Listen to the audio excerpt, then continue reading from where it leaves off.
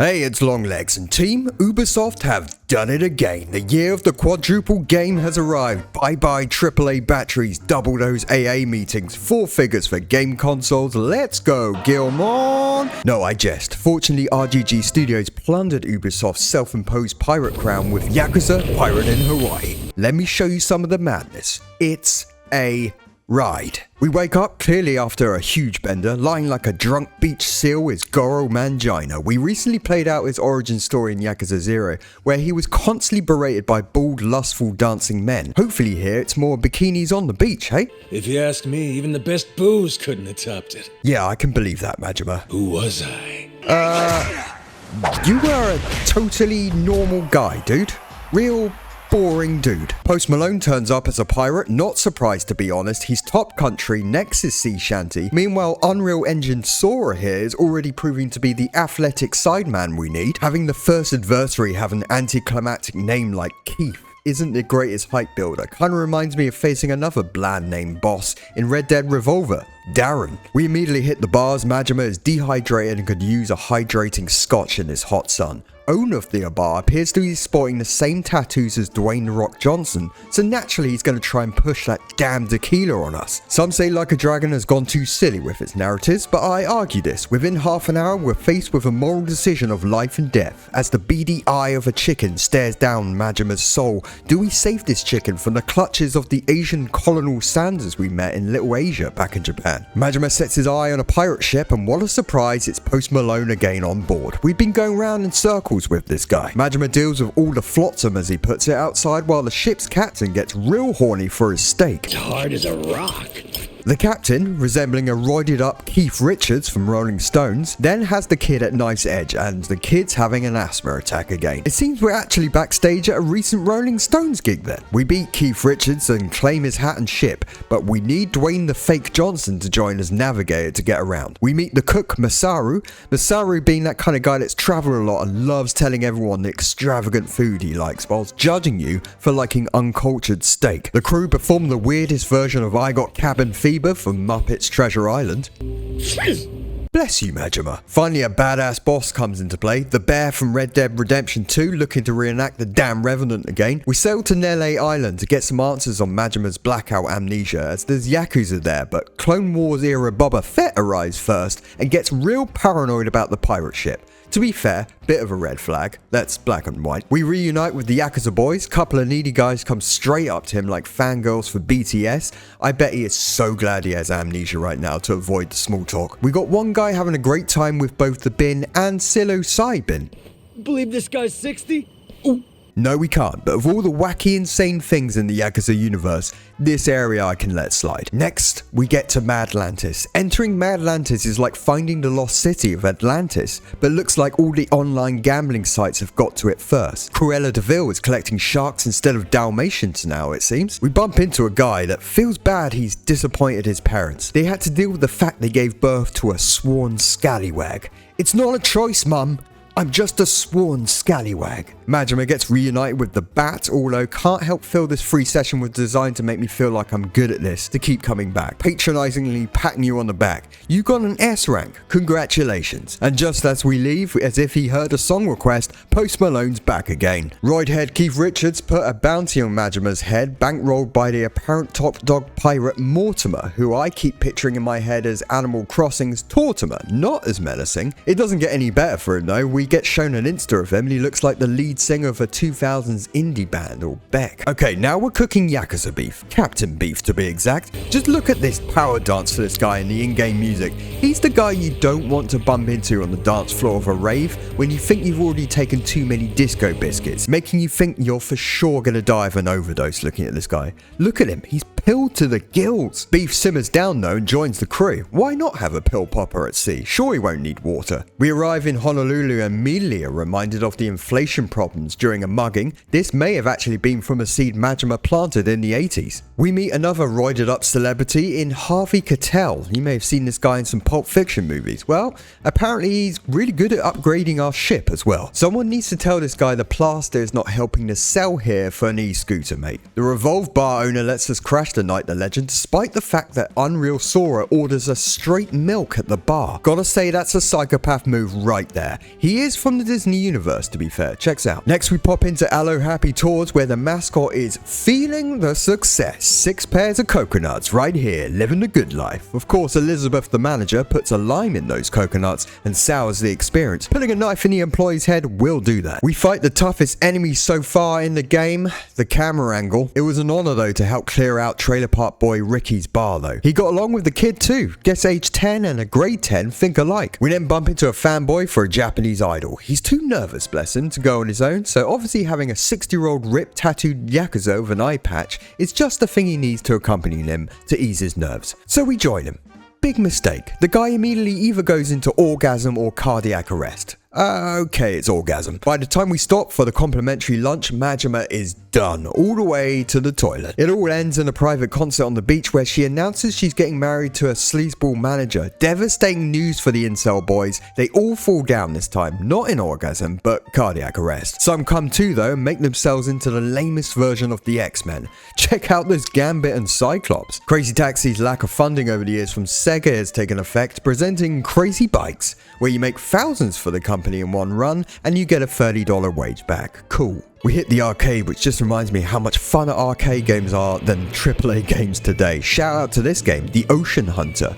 We're deep sea diving, fighting manic sharks, a crew member gets eaten in front of us, all while playing the Ocarina of Time rip-off soundtrack in the background. Masterpiece. Fighting Vipers 2 has you as a Scorpion knockoff fighting Bike Man. Another man's tripping out by the bins. What exactly are people chucking out here? Dragon Kart is the Mario Kart killer, mark my words people. Mario throws a banana, Majima throws an RPG. The races are the best though. Presenting the next lineup for the new F-Zero game. Meet Stephanie, the polar bear, housed in a cage entirely made of ice on a hot beach. Run by this guy who, clearly judging by the hat, not just the cage, is severely mentally handicapped. I then pimp my ride. Everything on this is necessary, by the way. Yes, the flag makes it go faster, I swear. Majima and off-brand Sora bump into Dr. Dolittle, who's made an animal translator, treating us to a conversation between chickens. Yes, that's right, we've officially entered the nonsense mid-game side quest hustle that always happens in Yakuza games. Arguably the best bit. We then use the translator on our tiger Goro, and within minutes we're feeding him champagne. Responsible pet owner +5. My bad though, the champagne make things get weird, and now I'm getting the vibe that Tiger is hitting on me.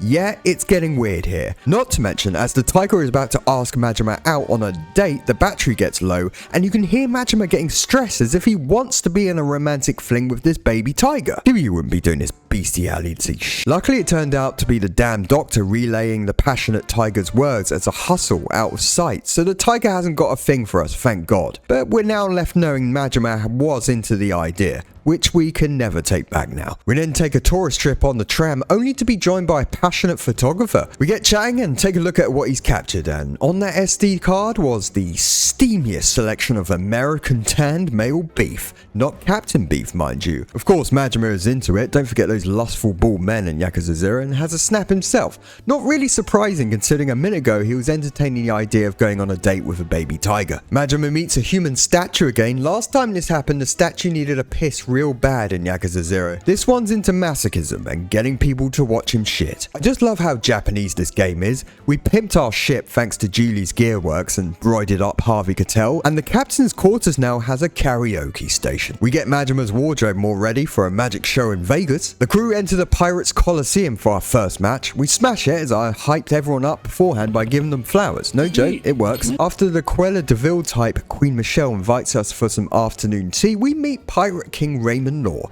looking like a retired New Zealand rugby player, and our nemesis Tortimer makes an appearance. I mean Mortimer, who's just screaming to make an indie rock album with that hat. Guess this is what happens when you put clowns in a cage match. Majima then hits the red light district before getting our own private suite. See, it's the Vegas gold shirt. I'm telling you people. I thought to counter the super jazzy Vegas pirate ship getup, we give Majima a casual 90s sweater look. Doesn't look quite right raiding a ship, I will admit, but right after it does look right when we do a K-pop band sign-off. We find a violin that can harness dark energy as you do and summon man-eating sharks on land. Yep, all in a day's work for a Yakuza game. Sorry, I was about to say Yakuza game. I meant Dynasty Warriors game. So it turns out Nelly Island is on top of billions worth of treasure, and this is the main prize everyone's everyone's after, although for me, the real treasure is the in-game CDs. Here's Majima, for example, racing towards a quest, the drama perfectly encapsulated in this funk MIDI banger.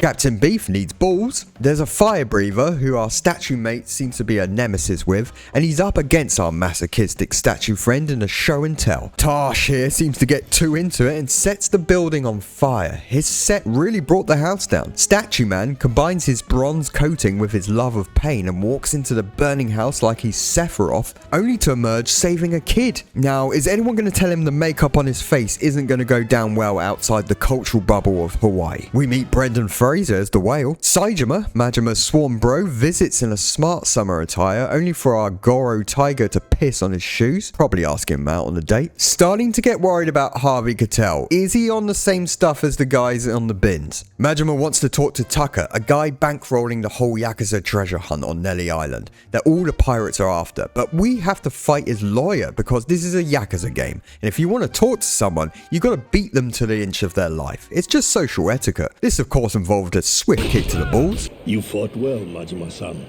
You've passed my test with flying colors. A little later on, Masaru wants a girlfriend, according to his diary, which Majima read without asking of course, and upon looking in the seediest bar in Hawaii, I think we found our girl for him. Turns out this super far left looking streamer is a love guru, and she responsibly gives us the locations of all these women so that this 6-foot one-eyed pirate can find them and try traffic them on his pirate ship for his horny cook. She then breaks the fourth wall in my reality and calls me out as I'm playing the game at 2 AM. She does have a point though. So on this quest to find Masaru a girlfriend, this turned into one of the most outrageous side quests I've played in the Yakuza series. That full stop game. Now before we can even introduce them to Masaru, we've got to find these ladies. We start off with Majima cosplaying as an anime girl to rescue girlfriend prospect Ina from a sleazeball producer. Starts off strong. Next is Kaho, a real well-to-do looking woman, seemingly vanilla across the board, until we see her getting a real kick out the sexy outfit shop display. Oh, and she doesn't stop there with Majima. She summarizes actually pretty well, although the English was basic. I love sexy stuff.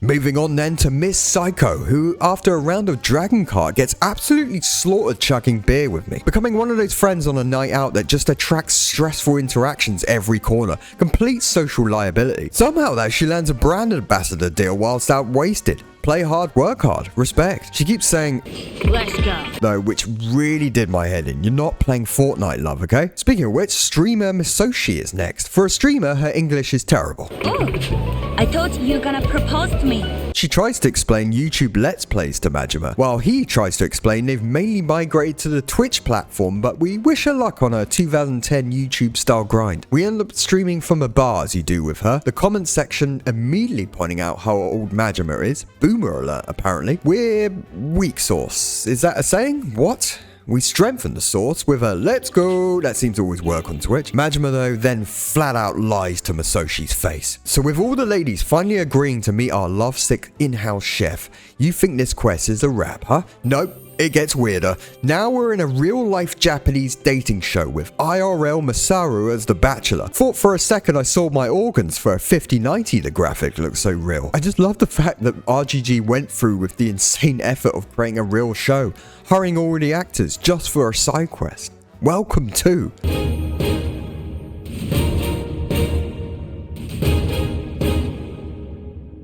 IRL Masaru cleans up good, although the oversized wraparound shades, mate, no. It's going well, they're getting all hammered, and that's when it gets weird. As you can imagine, the vibe after the party was awkward. We talked to the girls to see what the hell Masaru screwed up. First date didn't go swimmingly at the aquarium. Boys, this isn't how to approach the lady you've taken out on a date. In fact, he's pretty weird with the camera in general. Also, I do this before the date, not during, son.